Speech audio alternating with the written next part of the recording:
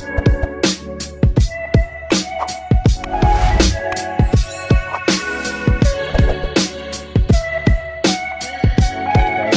Class में हम लोगों ने यहाँ पे टेबल टूल के बारे में पढ़ा था। आज की क्लास में हम लोग टेक्स्ट टूल के बारे में पढ़ने वाले हैं। टेक्स्ट टूल की शॉर्ट की F8 होता है। आप किसी पे भी अगर क्लिक होता है आपका और आप कीबोर्ड से F8 प्रेस करेंगे तो ऑटोमेटिकली टेक्स्ट टूल सेलेक्ट हो जाएगा।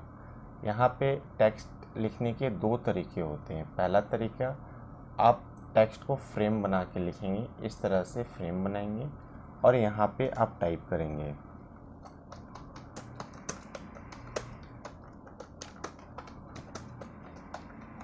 यहाँ पे फ्रेम बना के इस तरह से आपने टेक्स्ट टाइप किया और स्क्रॉल करके देखेंगे तो इस तरह से लिखा होगा। इसकी साइज़ बड़ी करनी हो सिलेक्ट करके बड़ी कर सकते हैं इस तरह से। शिफ्ट F4 होता है नॉर्मल साइज़ करने की, जिससे आप अपने पेज को नॉर्मल कर सकें। और दूसरा तरीका होता है, इसे मैं डिलीट कर दे रहा हूँ यहाँ से। दूसरा तरीका होता है टेक्स्ट लिखने का, क्लिक करेंगे यहाँ पे और टाइप करेंगे।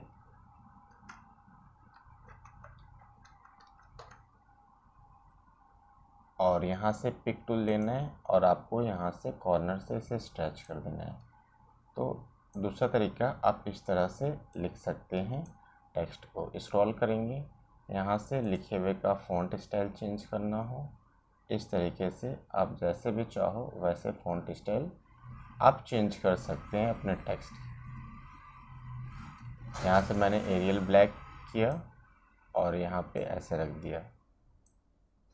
इसकी डायरेक्शन अगर चेंज करना चाहते हो एंगल, तो आप इस जगह से रोटेट है, यहाँ पे क्लिक करके आप 90 डिग्री करेंगे, एंटर करोगे तो आपका टेक्स्ट इस तरह से रोटेट हो जाएगा 90 डिग्री में एक्यूरेट। नॉर्मल फिर से चाहिए तो इस जगह से आप क्या करेंगे, 0 कर देंगे, एंटर करेंगे, फिर से वैसे ही आ जाएगा। तो इस तरीके से टेक्स्ट को आप उसकी डायरेक्शन चेंज कर सकते हैं अपने अकॉर्डिंगली, एंगल के अकॉर्डिंगली।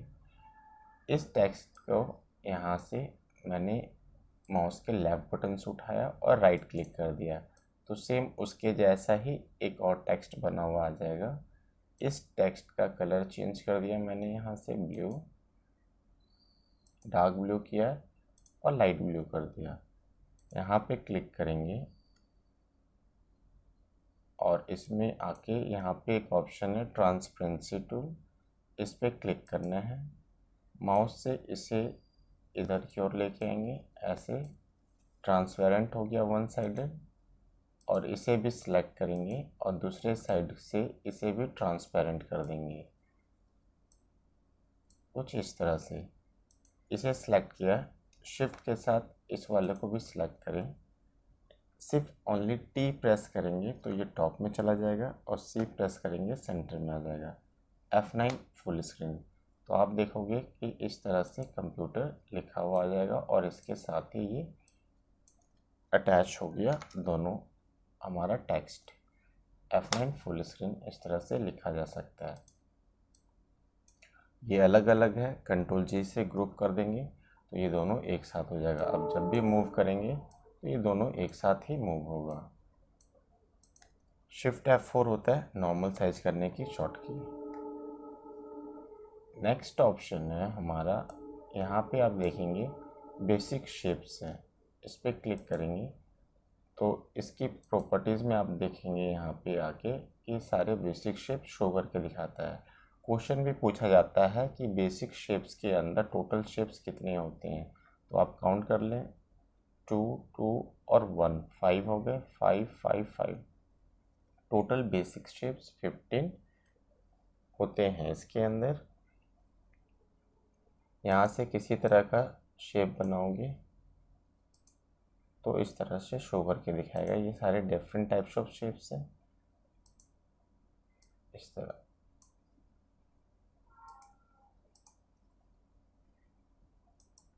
नेक्स्ट है एरो शेप्स। एरो शेप्स पे आएंगे, यहाँ पे different types of arrow shapes है, इससे रिलेटेड भी क्वेश्चन पूछा जाएगा। Total number of arrow shapes कितने होते हैं आप काउंट कर लेंगे। यहाँ से इस तरह से different types of arrow shapes में से किसी भी शेप्स को आप चाहो तो ड्रॉ कर सकते हैं, कुछ इस तरह से। अगला है फ्लो चार्ट शेप्स, इस पर क्लिक करेंगे और यहाँ पे आके देखेंगे, यहाँ पे सारे फ्लो चार्ट शेप्स हैं। यहाँ से जो भी शेप्स आपको चाहिए, जिस तरह का चाहिए, आप ऐसे आके कलर फिल कर सकते हैं और इसके ऊपर चाहे तो आप टेक्स्ट भी लिख सकते हैं। बैनर शेप्स, ये बैनर शेप्स है, बैनर की तरह मेंशन कर सकते हैं इसके ऊपर। यहाँ पे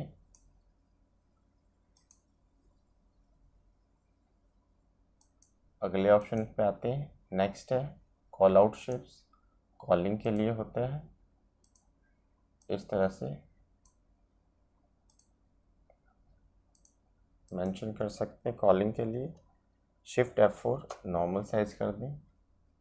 इस तरह से आपने देखा कि इसके अंदर एक और है बैनर कॉल आउट शेप हो गया। इस तरह से आपने देखा कि इन सभी ऑप्शंस के अंदर different types of shapes available हैं। नेक्स्ट ऑप्शन आता है पॉलीगन टूल, इस पर क्लिक करेंगे।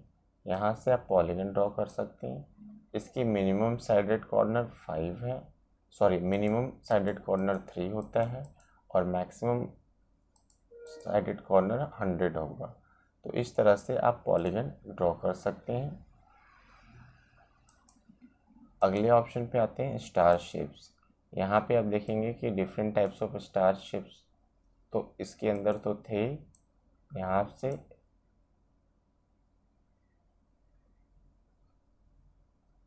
इसके अंदर आप यहाँ पे देखेंगे कि स्टार जो है इसके साइडेड कॉर्नर ज़्यादा या कम कर सकते हैं। आप अपने तरीके से different types of star shapes में कन्वर्ट कर सकते हैं।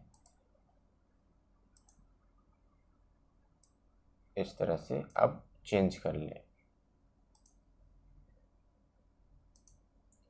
नेक्स्ट है कॉम्प्लेक्स स्टार टूल, इस पर क्लिक करेंगे तो कुछ इस तरह से बन के आएगा। यहाँ से भी इसके साइडेड कॉर्नर ज़्यादा कम किया जा सकता है।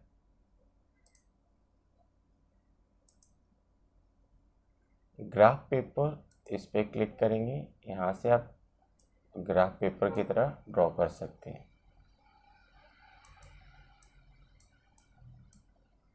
स्पाइरल टूल, इस तरह से स्पाइरल टूल ड्रॉ कर सकते हैं। इसकी प्रॉपर्टीज़ यहाँ पे भी शो करके दिखा रहा है। इस शेप में भी आप ड्रॉ कर सकते हैं। इन सब को हटाने के लिए कंट्रोल A सेलेक्ट ऑल करके डिलीट कर देंगे, हट जाएगा। अगले ऑप्शन पे आते हैं एलिप्स, F7 शॉर्ट की है। यहाँ से एलिप्स बना सकते हैं हम।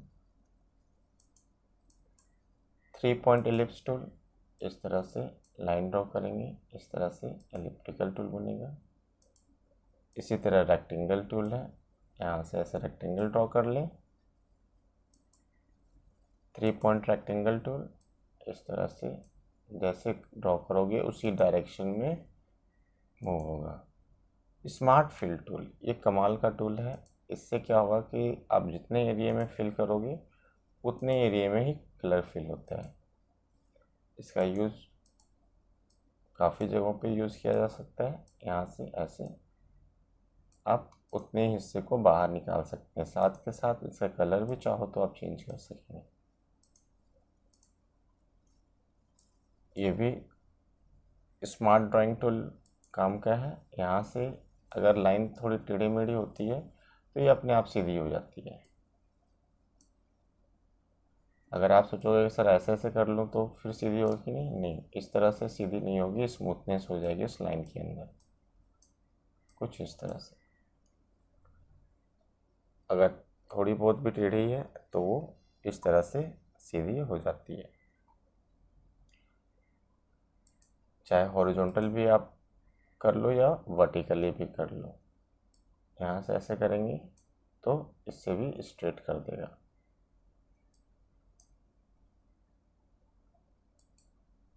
हम लोगों ने आज सीखा स्मार्ट ड्राइंग टूल कैसे ड्रॉ कर सकते हैं। इसकी शॉर्ट की है Shift S। बस आज की क्लास के लिए इतना ही। अगर मेरी वीडियो आप लोगों को अच्छी लगी हो तो इसे ज़रूर लाइक करें, सब्सक्राइब करें और अपने फ्रेंड्स के बीच में शेयर करें। Thank you.